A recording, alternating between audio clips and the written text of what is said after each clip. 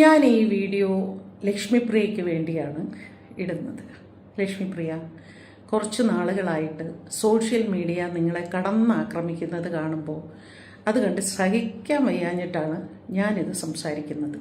അങ്ങനെ കടന്നാക്രമിക്കാനുള്ള കാരണക്കാരി ആരാണ്? നിങ്ങൾ തന്നെയല്ലേ? നിങ്ങൾ തന്നെ ഒരു വടി കൊടുത്തിട്ട് എന്നെ അടിക്കി എന്ന് പറയുന്ന മാതിരിയല്ല. നിങ്ങൾ എന്താണ് പറയുന്നത് എന്ന് നിങ്ങൾക്ക് തന്നെ യാതൊരു ബോധവും ഇല്ലാതെയാണ് നിങ്ങൾ സംസാരിക്കുന്നത്. നിങ്ങളുടെ സംഘടനയ്ക്കുള്ളിൽ നിങ്ങളുടെ കമ്മിറ്റിയും അൻസിബയും തമ്മിൽ ഒരു വലിയ പ്രശ്നമുണ്ടായി. പല പല പല പല പ്രശ്നങ്ങളുണ്ടായി. അവർ നിങ്ങളോട് പറഞ്ഞു, നിങ്ങൾ ആരും അത് വേണ്ടത്ര ഗൗരവത്തിൽ എടുത്തില്ല, വളരെ നിസ്സാരമായി അതിനെ തള്ളിക്കളഞ്ഞു. അവർക്ക് പറയാനുള്ളത് അവർ പുറം ലോകത്തോട് വന്ന് പറഞ്ഞു. ഈ പുറം ലോകത്ത് വന്ന് പറയുമ്പോൾ എവിടെയെങ്കിലും ഒരിടത്ത് അവർ രാജിവെച്ച്, അതായത് ആദ്യം അവർ രാജിവെക്കായിരുന്നല്ലോ, ആ രാജിവെച്ച് ഇറങ്ങിയപ്പോൾ നിങ്ങൾ ആരെയെങ്കിലും കുറിച്ച് അവർ മോശമായിട്ട് ഒരു പരാമർശം നടത്തിയോ?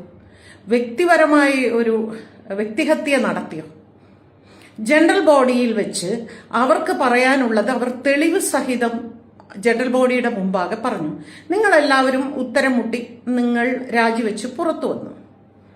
പുറത്തു വന്നതിന് ശേഷം ഇനി ഉത്തരം മുട്ടുമ്പോൾ കൊഞ്ഞനം കാണിക്കുന്ന പോലെ നിങ്ങൾ അൻസിബയെക്കുറിച്ച് കുറേ പുതിയ കഥകൾ ഇറക്കുന്നു. അത് വളരെ മോശമായ കഥകൾ, ഒരു പെൺകുട്ടിയെക്കുറിച്ച് പറയാൻ പാടില്ലാത്ത കഥകൾ. അവൾ മദ്യപിക്കും, അവൾക്ക് ഞാൻ മദ്യം ഒഴിച്ചു കൊടുത്തിട്ടുണ്ട്, അവൾക്ക് മറ്റൊരു പയ്യനുമായിട്ട്. ഇതൊക്കെ ഉണ്ടെങ്കിൽ തന്നെ എന്താ പ്രശ്നം? അൻസിബ മദ്യപിക്കോ അല്ലെങ്കിൽ അൻസിബ ഒരു പയ്യനുമായിട്ട് ബന്ധം അടുപ്പം ഉണ്ടെങ്കിൽ അത് അൻസിബയുടെ സ്വകാര്യ കാര്യം. അതും നിങ്ങളുടെ AMMA എന്ന് പറയുന്ന സംഘടനയുമായിട്ട് എന്താണ് ബന്ധം? അതാണോ നിങ്ങളുടെ പ്രശ്നം? അൻസിബ മദ്യപിക്കുന്നതോ അൻസിബയ്ക്ക് ഒരു പുരുഷ സുഹൃത്തുള്ളതോ ആണോ നിങ്ങളുടെ പ്രശ്നം? എന്തിനാണ് ഒരു പെണ്ണിനെ കുറിച്ച് മറ്റൊരു പെണ്ണായ നിങ്ങൾ ഇങ്ങനെ ഇരുന്ന് പരദൂഷണം പറയുന്നത് ലക്ഷ്മിപ്രിയ? അതുകൊണ്ടല്ലേ നിങ്ങൾ സമൂഹത്തിന് മുമ്പിൽ ഒരു പരിഹാസ്യയാകുന്നത്? പ്ലീസ്, ദയവേത് ഇനിയെങ്കിലും ഇതൊന്ന് നിർത്തും.